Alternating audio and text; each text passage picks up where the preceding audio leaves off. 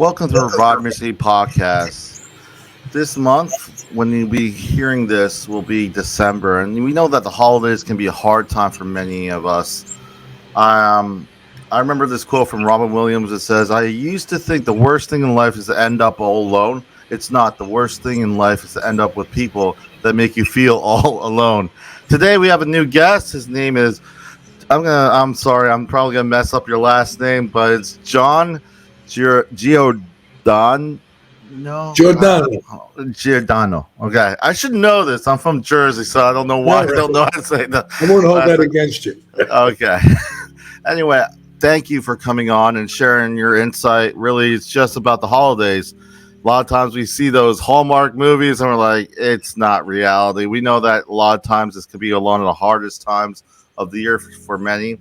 So I just want to appreciate you coming on and sharing a little bit of your insight with us. Thank you again. Okay.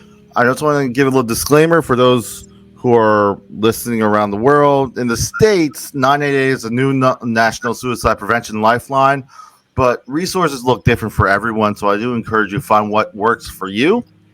John, I always say people say it better than I do, and like I almost messed up your last name, so I'm gonna go ahead and have someone else give me a quote. It's from Horatio Jones. It says, "Instead of saying I'm damaged, I'm broken, I have trust issues, I say I'm healing, I'm rediscovering myself, I'm starting over." What does this quote mean for you? I'm healing and I'm starting over. I'm rediscovering myself, I'm starting over. It's right on the bottom, if you can see it. What does it mean to you? Well, every moment we're rediscovering ourselves. At least that's what's for me. And things change from moment to moment. People think it changed from day to day. Well, day is 24 hours. A lot goes on in 24 hours. I totally agree. And life is not static. It's going to change with or without you. And I feel that is sometimes it can be comforting if you were in a very bad situation, that there is always going to be that change. And you have that opportunity to make that change. Well, what people don't understand is a lot of science behind this, that words actually start chemical reactions in the brain that can cause depression and anxiety. And the bottom line is, if you keep looking at things as everything dark and see what happens with people in general, especially with addicts, they live in the future and they cause anxiety, and they live in the past, they cause depression.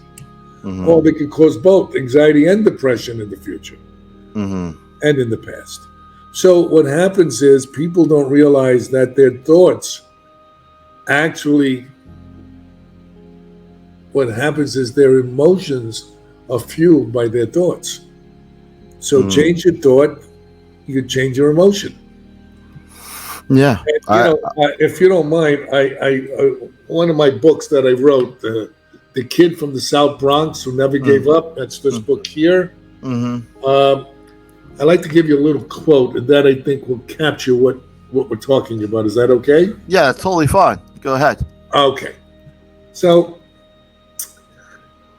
it's called The Kid from the South Bronx Who Never Gave Up. Here is my roadmap for positive change. There is one thing in this world, one special lesson, one constant that has guided me through the turbulent waters of life. This infinite rule, which most people know but ignore, or who simply do not follow their life lessons. That is, no matter what, no matter the circumstances, the obstacles, the people that get in our way, or things that slow us down, follow this one simple rule. Never give up on your dreams, never let go of your passions, and especially never give up on yourself or a God of your understanding. I was blessed to become extremely successful, and I'd like to share my story with you. This is how my life was transformed and how I was saved from falling into the abyss of hell, and by following this one rule and learning how to have a life worth living. That's beautiful. I just remember just hearing someone tell me, know who you are, or else someone else will tell you. Yeah. Well, we let people define us, and you have to define yourself.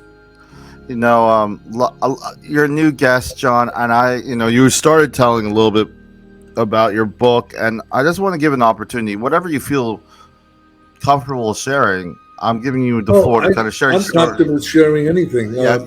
Well, the reason I wrote the book was to help motivate people. Mm-hmm. I'm a kid from the South Bronx, inner city kid. I was in gangs when I was a kid. My father was a heroin dealer. Mm-hmm. He went to jail when I was 8. I got molested when I was 8.5 by some boys in the neighborhood. And it got a little confusing because part of me liked it and the other part was shame and full of guilt. And Mm-hmm. that troubled me for many, many years. And then I was 9 and I got molested by my babysitter. She was 14. Mm-hmm. So I had a lot of trauma growing up. Yeah. And, and when I tell people, to make it fast forwarded, being in the gangs and, since my father, I didn't grow up with a dad from 8.5 from 8 years old to 12. And I saw other things going on. My poor mother was suffering. She didn't know what to do. She had 2 children, and here we are as well.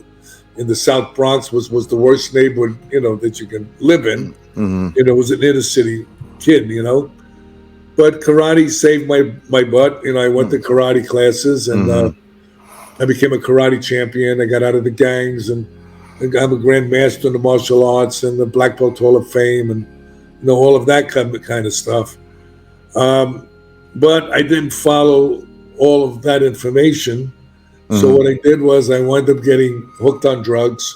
And as my life went, things got worse and worse and worse. And one day, eventually, I winded up in treatment because my family did an intervention on me. And I went to treatment, but I didn't feel like I had a problem because I just told you who my family was. And, the book, they want to make a movie out of it because some of the things that went on was pretty wild. I used to teach the cartels, bodyguards, karate, and my uncle was a hitman, and he threw my wedding when I was 20, and the caterer insulted him in front of the family, so we believed he killed him the next morning. So that's the kind of life I had. Coming out of treatment, I got divorced. I was homeless, and eventually, I'm giving you a real fast forward of everything. And eventually, I opened up a treatment center, and I got betrayed by my doctor and my therapist, and then I opened up another one and got betrayed again. Then I finally opened the last one, which I started with $300, and we sold it in 2012 for $45 million. So all I can tell you is this: I went to the 9th grade, I got my GED, then I got my different degrees that I did when I went back to school. And I always tell people it doesn't matter who your family is, no matter what happened to you growing up, no matter what kind of education you had, all right, you can always be successful. And for me, the best way to be successful is not just about money, it's helping God's kids and helping people. See, when I've been in the addiction field now for over 35 years, I'm in recovery myself, coming up on 38 years. Now, all I can tell you is this, that you help one addict or one alcoholic, you help a whole family. Yeah. So it's very dramatic. And, of course, mental health issues like depression and anxiety coexist inside addiction. I don't know any addicts or alcoholics or eating disorder people, sex addicts or gambling addicts. They don't have depression and anxiety. So now that, in 2012 when we sold, I lecture all over the world about addiction and mental health and how to help people, because a lot of people, we keep treating mental health and addiction the same way for the last 70 years. And we're not looking at the medical conditions that can cause depression and anxiety. And most people don't know this. And I always tell people, don't believe a word I tell you. Go look it up, okay? Yeah. I make it real simple because nobody believes anybody today anyway. Yeah. So, number one, you can have what is called leaky gut syndrome or H. pylori infection. It has to do with your microbiome, which is your gut, the flora in your gut, which now they find out is called a second brain. That's where 70 to 90% of dopamine and serotonin, that's your feel-good drug, is manufactured in your gut. So if your gut's messed up, so is your head. You got hypoglycemia. Mm-hmm. Same thing, depression and anxiety. Low testosterone or even high testosterone can cause depression and anxiety. Closed head injuries can cause depression, anxiety, suicidal ideation, and behavioral problems. Mm-hmm. So now look at all of that stuff that we're not looking at. You go to a psychiatrist, you go to a therapist, you ask a bunch of questions. They ask you, oh, okay, you got low self-esteem, you were molested when you were a kid, you got PTSD, you got this, you got that. All right, take these medications and let's see how it works for you. Mm-hmm. Well, we're not looking at people comprehensively. Mm-hmm. We're not just a head walking around.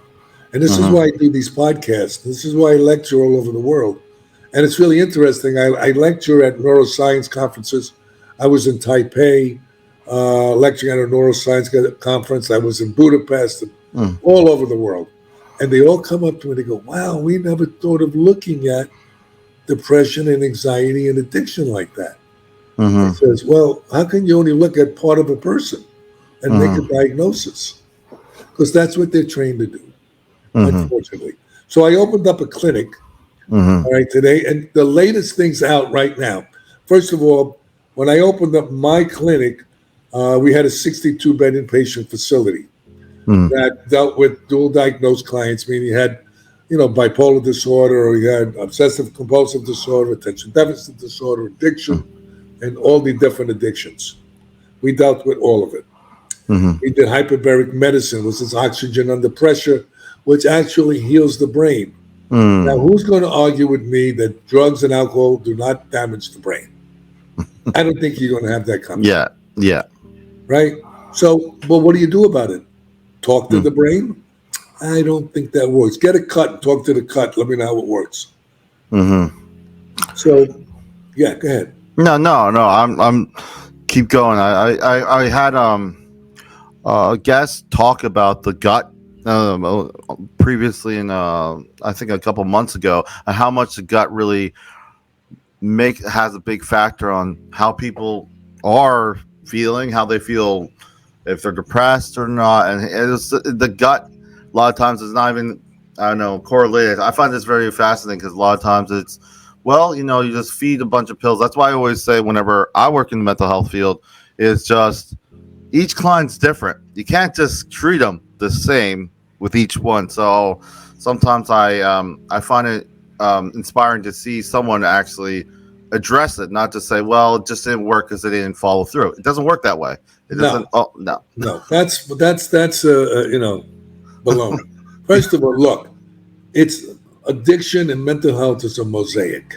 If you want to look at it as a mosaic, look at it this way. You got trauma, you have inner child problems going on from growing up.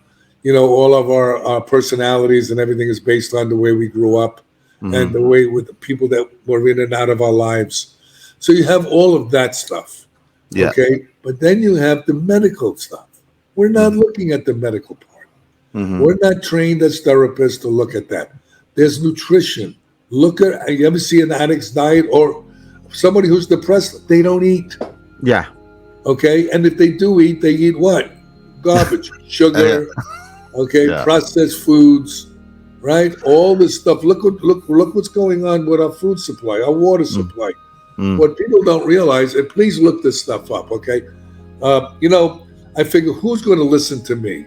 So what I wind up doing, fortunately, God bless me, I work with people from 15 universities, scientists, researchers, and clinicians.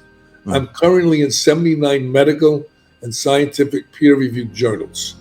If you want, go to my website, John, the initial J, Giordano.com, and you'll see some of the research papers. You'll see some of all the things I'm talking about and more.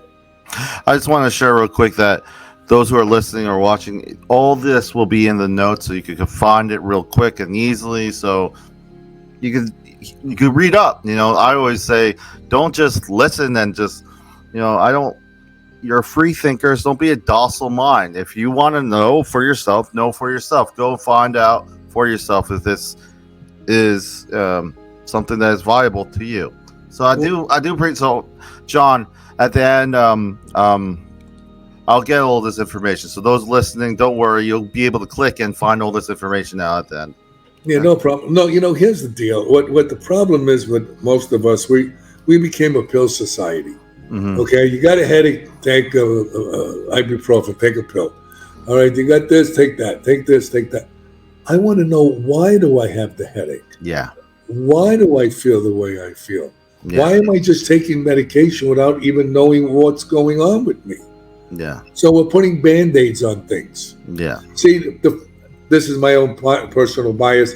Pharmaceutical companies want us to live longer, not healthier, and not a quality life, so they can give us medications. We're walking cash registers, man.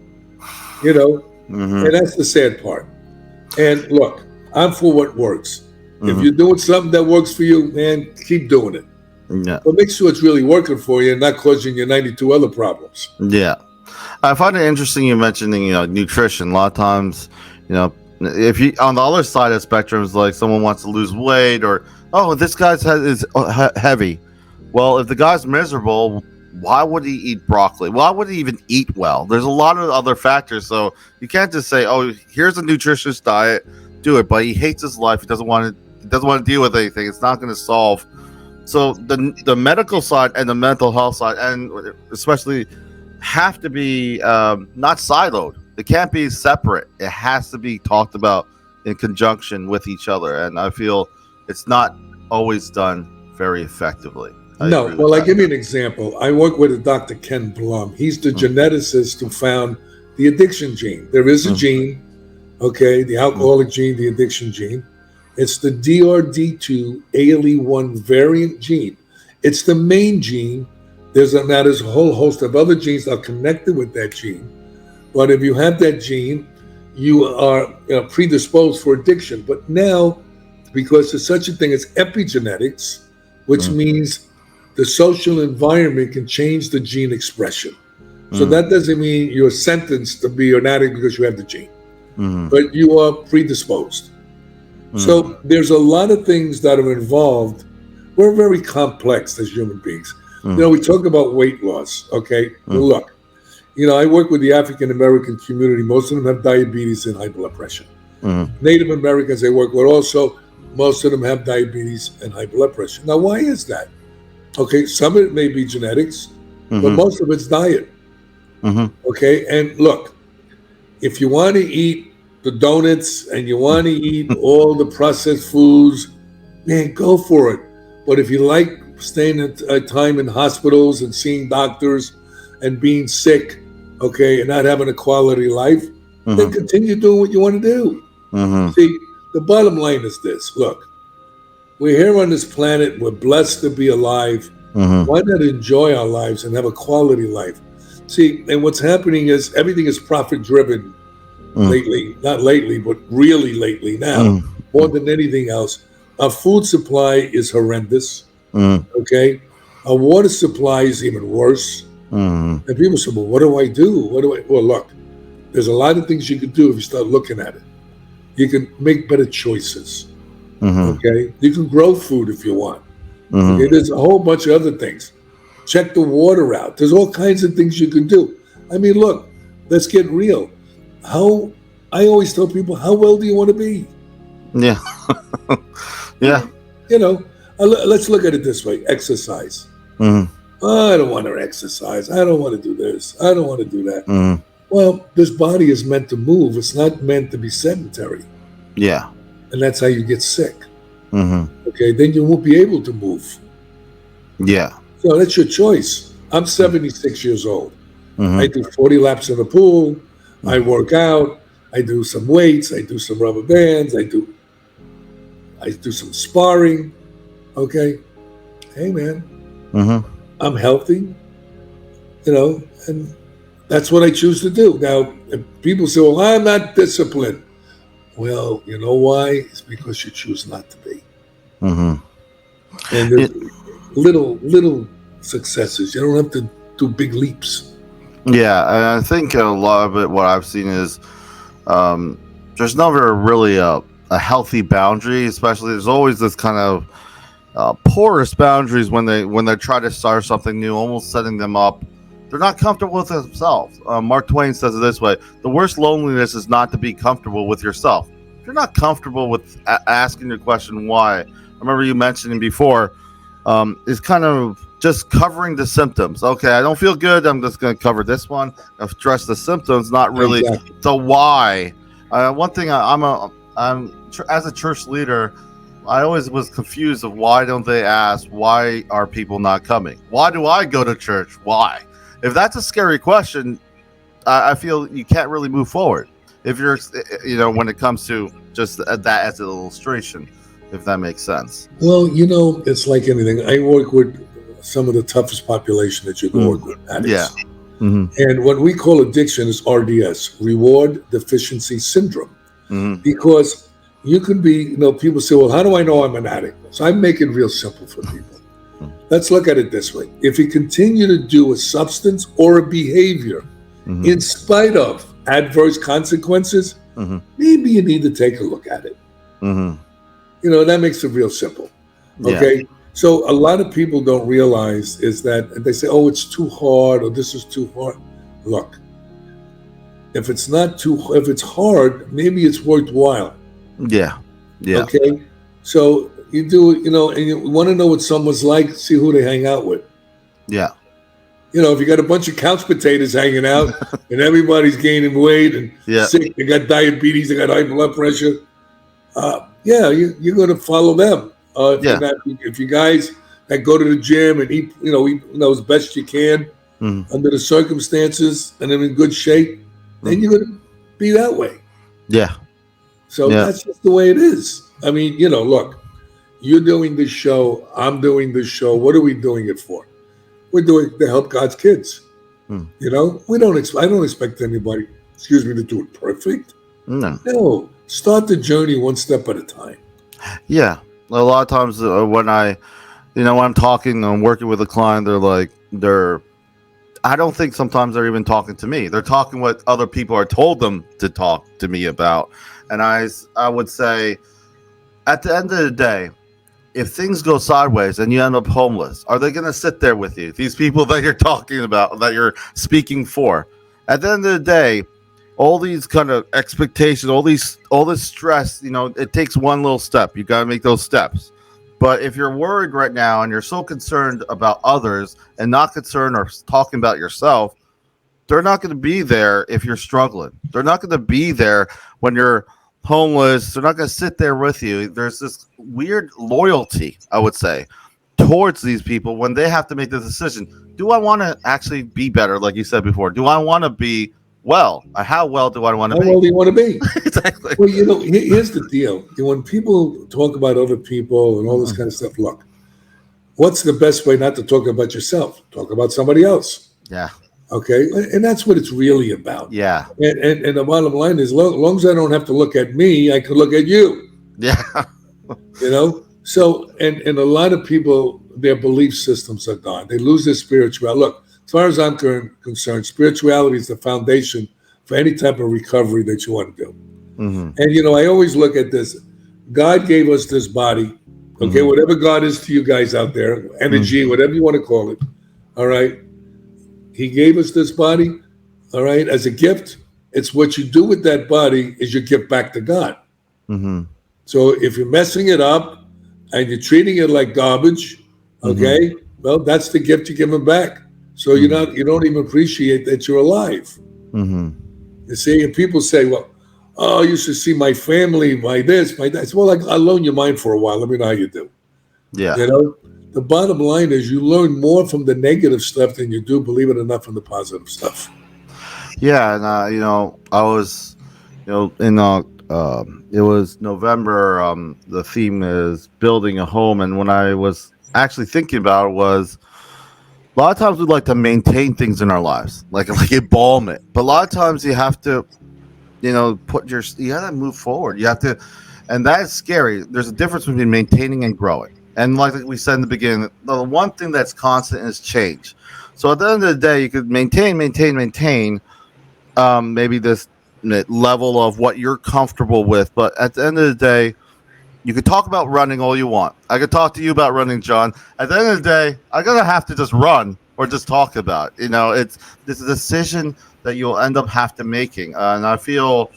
Like you said, I totally agree with you. A lot of people are it's easier to talk about someone else's issues than their own. They're very reflective when it comes to that. John, I want to go ahead. Yeah. Start. No, go ahead.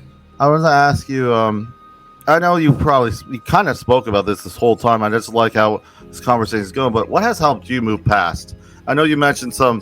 You kind of fast forward your whole life. What was some of the most monumental moments that helped you, and what did not help you?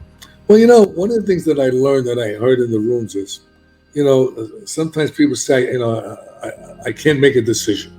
Mm-hmm. Okay, like I couldn't make a decision what I wanted to do with my life. Mm-hmm. All right. Well, what I learned is this: no decision is a decision. Yeah. So you already made a decision. Yeah. So what do you want to do? Well, want to make a decision that's going to move you forward? Mm-hmm. And people say, well, I don't know what's going to happen if I go forward. Well, I know what's going to happen if you don't.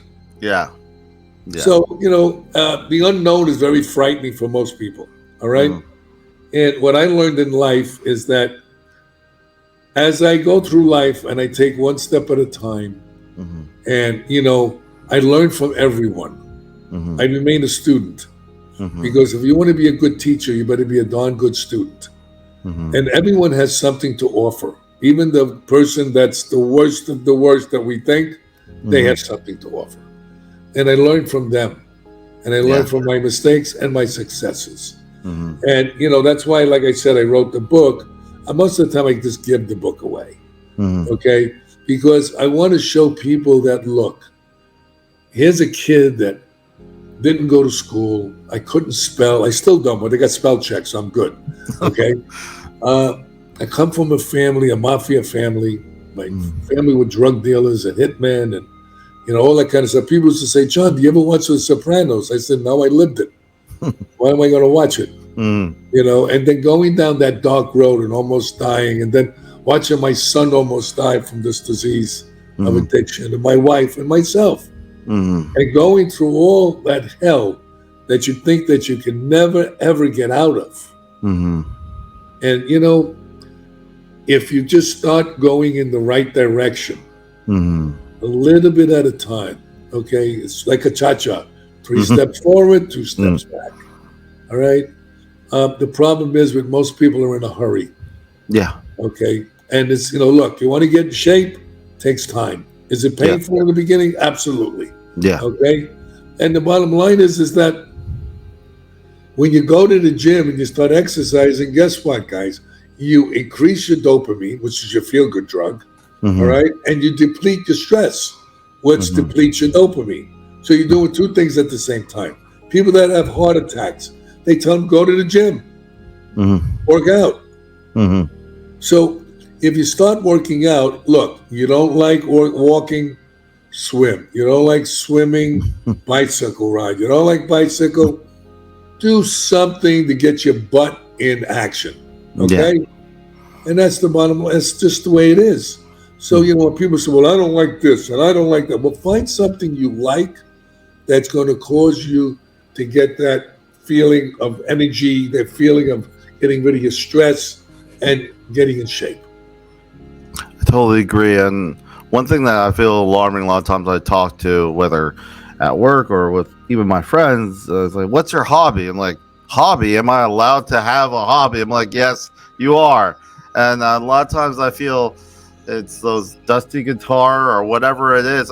It's, for me, I feel a lot of times the busyness that you mentioned has kind of the convenience. Like, right now, a lot of people purchase things or do things for convenience. Everything is convenience, quicker, convenient. And for me, I feel that mindset has made everything so rushed. We don't have the time to even think. Because when I ask you, John, how are you? I talk to people, they're like, well, I'm so busy.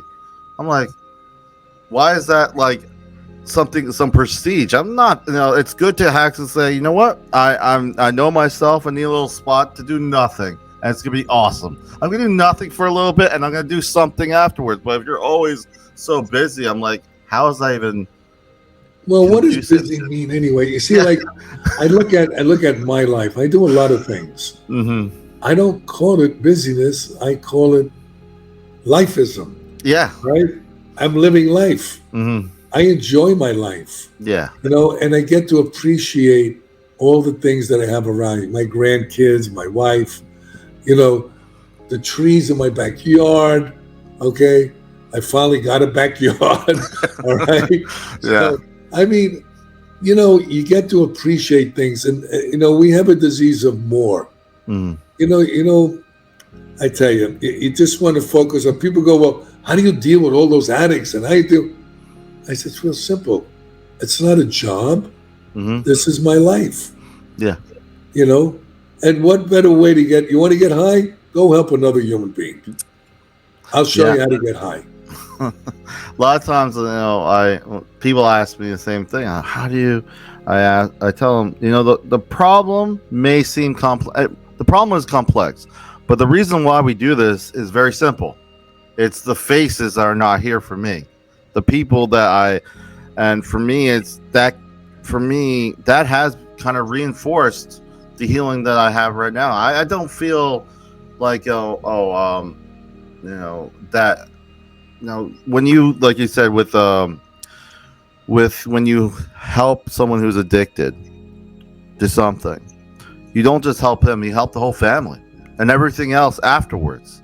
And I feel that, a lot of times when we just think when we're thinking about ourselves and maintaining ourselves, instead of just giving gifts we have to others, we limit ourselves. I gain more from giving to people. I gain more from sharing my time and my experiences. And I feel it's a wonder when you understand that it's like it's lifeism. It's not busy. I'm just being who I am. Yeah, right. And the thing is this, but you also got to remember, you only can give what you have. Yeah. So that means you have to take care of you. Yeah. Okay. And a lot of therapists don't take care of it, they have burnout. Yeah. Okay. So the bottom line is you have to take care of yourself. It's like, if I go lecture at a treatment center, I watch some of the therapists outside smoking cigarettes, and then they tell the client not to do drugs. And I look and I go, what is that? Do as I say, not as I do. It never worked for me. I don't know about anybody else out there. So, look, the best thing I can do is to set an example. I don't heal anyone. Everyone heals themselves. Yeah. The only thing I feel a therapist is for, even a friend or sponsor, is to give you information, and it's up to you to do the work. See, knowledge is power, but without action is worthless. Yeah. And that's what most people don't know. Therapists don't fix you. You fix you. Yeah. I don't want you addicted to me. Okay? You have enough addictions. Take care of yourself. Yeah. And I feel, just to wrap things up and get some final thoughts from you, a lot of people may know all this, but understanding it is a process. Understanding what is important to you and what step you are in your recovery journey, which may be, hey, I want to go to the gym, but I haven't done it for a while. Just go. And then, that's the thing. And you go, and you're not going to be lifting. Back in the day, I used to do all that. That's back in the day. How about right now? Do what you can right now. Here's the direction as in closing. And the direction that I took was this: psychedelics. And I'm one of the leading experts on plant medicine. Also, I work with Dr. Deborah Mash. She's a neuromolecular scientist at the University of Miami School of Medicine. And we do a substance called ibogaine. It's a bush from West Africa that actually detoxes people in 24 hours. And they go into a journey and they go through their past traumas. And when they come out, they usually have what is known as a cathartic experience. And they have resolution. And they no longer feel that they want the drugs anymore. And that's only for a time being, because they have to go to treatment, they have to work on themselves and all their behaviors. So it's not a magic bullet. So it's the same thing with the ketamine, which they're finding out. And I used to use it as a party drug. These things, when used properly under medical supervision and done with an intent and a good therapist and a follow-up care, is unbelievable what's going on. I went to a psychedelic convention, and it was like 16,000 people. The doctors, psychiatrists, all kinds of people. And we're finding out, and people don't know this, but psychedelics, okay, have been around for thousands of years in every religion. So I'm not saying, oh, look, psychedelics, I'm a recovering guy. No, look, there's a medicinal way of doing something, okay, that can really, truly help you. And I would check it out. Not to go in a hotel room and they drop a couple of pills and get high and snort some ketamine. I'm not talking about that, guys. Okay, I'm talking about low doses, people that know what they're doing under supervision with an intent, and you'll come to some resolution where you unbelievable what it's doing for depression and anxiety. Like we said in the beginning, look this stuff up yourself. That's what I tell them. Yeah, look it up yourself. Find what works for you. Like I said, if it worked, like John said, it worked for you, keep doing it. If it's something that works for you, keep doing it. They got NAD. We do also. I don't know if you know what that is. NAD. Go look it up, guys. NAD. It's a nutrient that has cellular repair, and it also helps with depression, with inflammation, and everything. Look it up. This is what I do. I look for the latest science. I'm not just going to the streets and getting information. Okay? There's a lot of work that goes into this. I know it seems like off the wall. Oh, my God, I used to get high with that stuff. Forget about all that junk. Okay? Go look it up. Go see when it's done properly. Okay? And you won't believe what's coming down the pike, guys. I just want to say thank you, John, for being on this podcast. I always am inspired that I keep getting more and more people on here, and it's just reminding me how little I do know. And I do appreciate your insight and sharing what you know to all those listening. And I just want to share with those who are listening, you can come to ReviveMinstriesFL.com for it's our website. I'm on Facebook, YouTube, Instagram. Find out what we're doing next by coming, and you can get linked from the website. This is goodbye from Revive Ministries Podcast, leaving with this last quote from Anne Frank. It says, I don't think of all the misery, but of all the beauty that remains.